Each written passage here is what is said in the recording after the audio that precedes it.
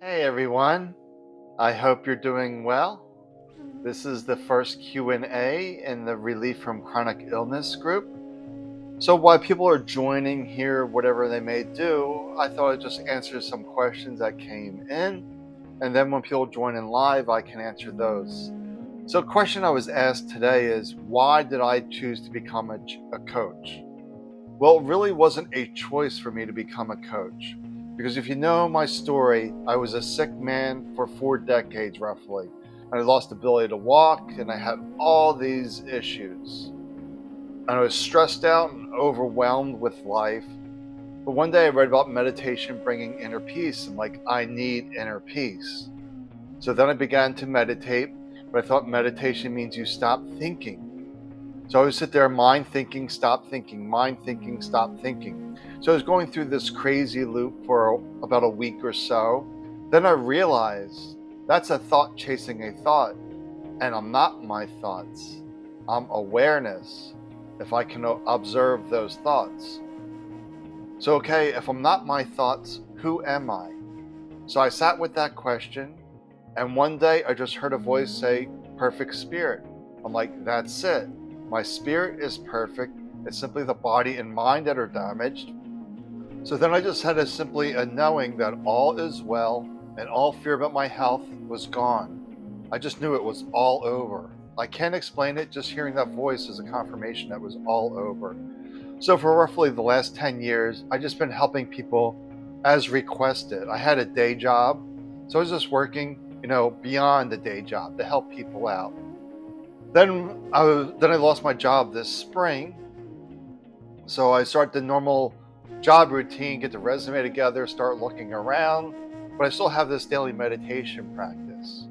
So one day I just heard that voice again say Baba. Baba is a spiritual teacher. It's like, okay, now it's time for me to be a full-time spiritual teacher.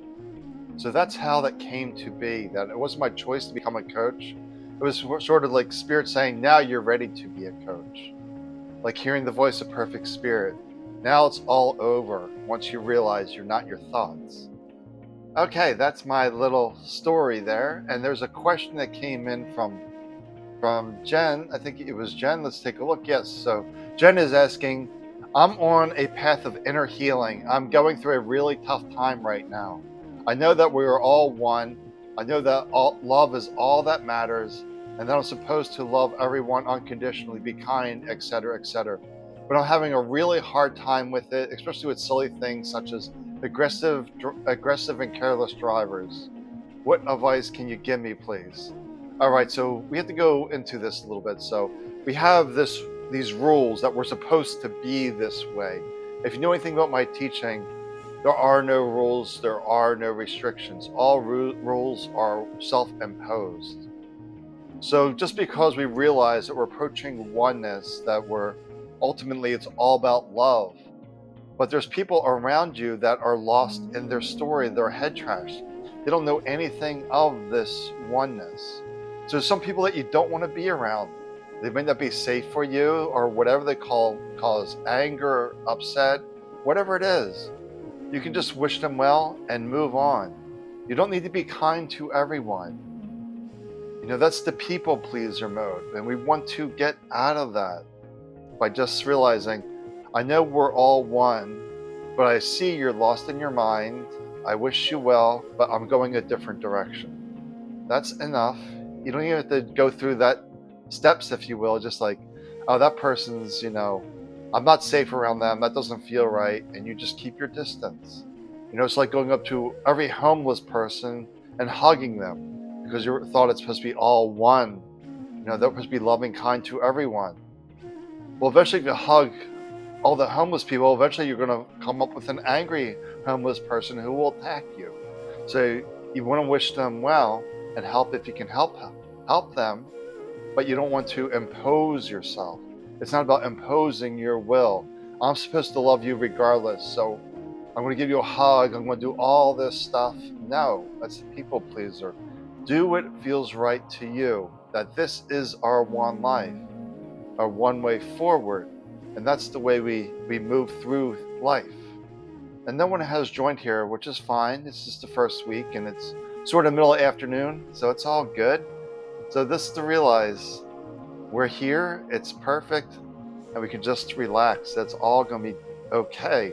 Well, somebody did join in. I pulled some cards, so let's pull some cards and see what Spirit wants me to talk about. And I should have I also have a list every day. I just jot things down. That's where I create my daily videos, whatever just comes to me at that moment. So let's see what the cards would like to discuss today, and we'll talk about that. And see if anybody else joins. If not, it'll just be a short Q&A session. And I'll be here every Friday, roughly, I think every Friday. Okay, so this is great. We were just talking about this in a way. We're getting the Spirit of Wisdom card, the Ancestor Protection card, along with the Hunter of Strength card. Okay, they all line up rather interesting.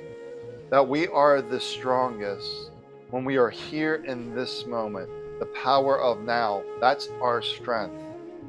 When we're fully here, we're the strongest. When we're in the mind, we're the weakest. And then we're getting the Spirit of Wisdom.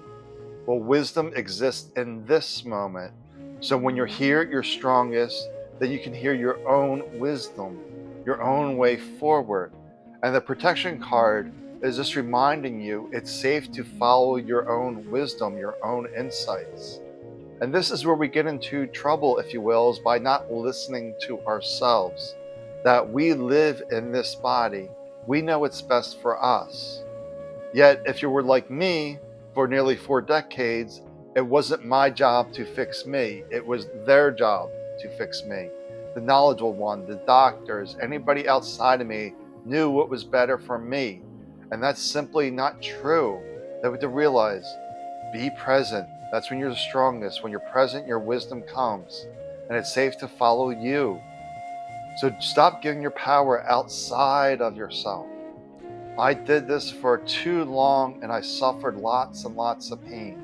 So if you're going through a difficulty right now, where are you giving away your power, your strength? We do that by journeying outside of ourselves, thinking the answer's out there somewhere. Let me read some books. Let me go ask some people. No, I hear this too, that I've been reading spiritual books for 10 years, tried all this advice and all these methodologies. Nothing has worked.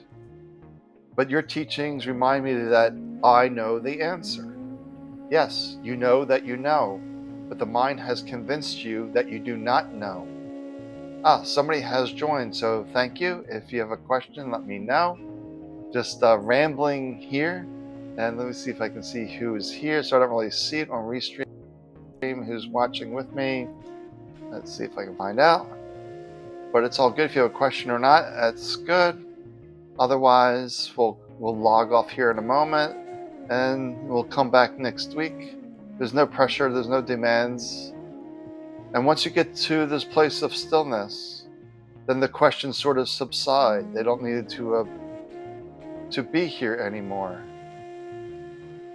So I'm just seeing where this is in the group here, just real quick, because I'm not seeing any comments. No comments, it's all good.